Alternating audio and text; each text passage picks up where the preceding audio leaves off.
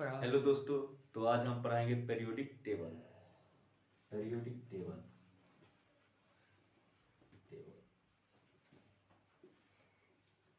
Periodic table जो है वो एलिमेंट का सिस्टेमिक अरेंजमेंट है।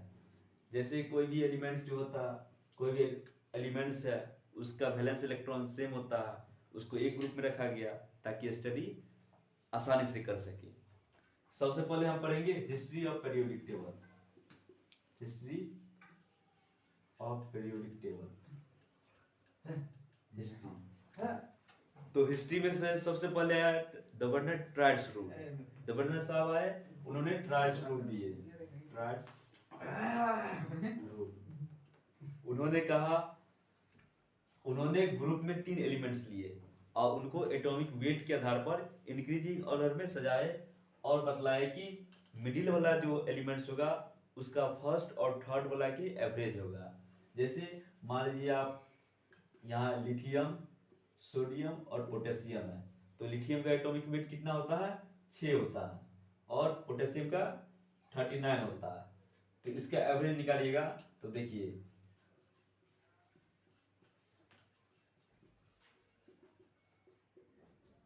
22.5 आया।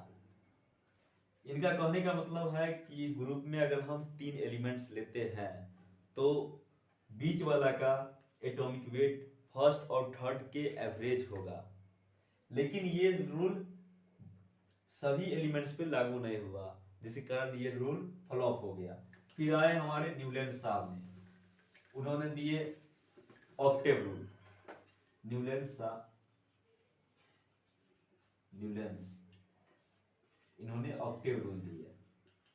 इनके कहने का मतलब, अगर पीरियड में हम 8 एलिमेंट्स लेते हैं तो उसमें फर्स्ट वाला और 8 वाला एलिमेंट्स जो होगा उसका प्रॉपर्टी सेम होगा।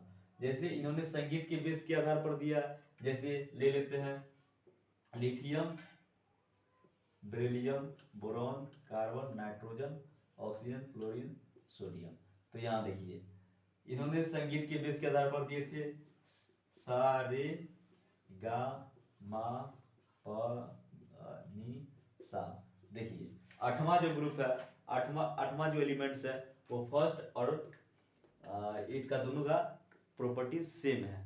लेकिन ये भी लॉ बहुत जगह वैलिड ना हुआ, ये सिर्फ कैल्शियम तक ही वैलिड था, यानी एटॉमिक नंबर 20 तक ही वैलिड था। उसके बाद आए हमारे मेंडलीव साहब आए, उन्होंने भी लॉ दिए, एटॉमिक वेट के आधार पर दिए थे। लेकिन इनका कुछ इन सबसे बेहतर था, क्योंकि इन्होंने उस एलिमेंट्स को भी पीरियोडिक टेबल में जगह दिए जिनका उस समय खोज नहीं हुआ था। देखिए मेंडलीव लॉ,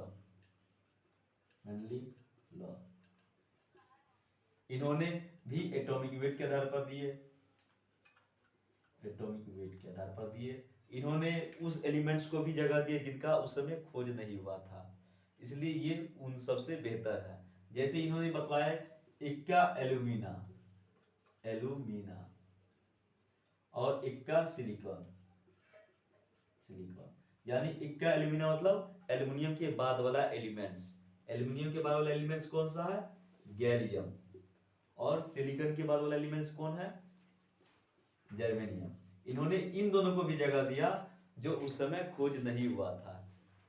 इन्होंने बतलाया अगर कोई भी एलिमेंट्स जो होने वाला है उनका प्रॉपर्टी इसके बराबर होगा। लेकिन ये भी लॉ वैलिड बहुत जगह नहीं हुआ, इसलिए ये भी फ्लॉप कर गया। और ये भी वैलिड नहीं हुआ क्योंकि बहुत सारा आइसोटोप्स है, उनका एटॉमिक वेट सेम हो जाता है, उनका एटॉमिक वेट अलग अलग भी होता है, इसलिए ये फ्लॉप हो गया। फिर हमारे हैं मोसले साहब। मोसले एक साइंटिस्ट का नाम है जिन्होंने मॉडर्न पीरियोडिक टेबल दिया। मॉडर्न पीरियोडिक टेबल इन्होंने बतलाया, इन्होंने एटॉमिक नंबर के आधार पर पीरियोडिक टेबल को बांटा और ये अभी चल रहा है, यही पीरियोडिक टेबल अभी हम लोग पढ़ते हैं। तो दोस्तों, आपको अगर वीडियो पसंद आए तो लाइक और सब्सक्राइब कर दे, और ये बाकी ऐसी क्लास चलती रहेगी। Thank you.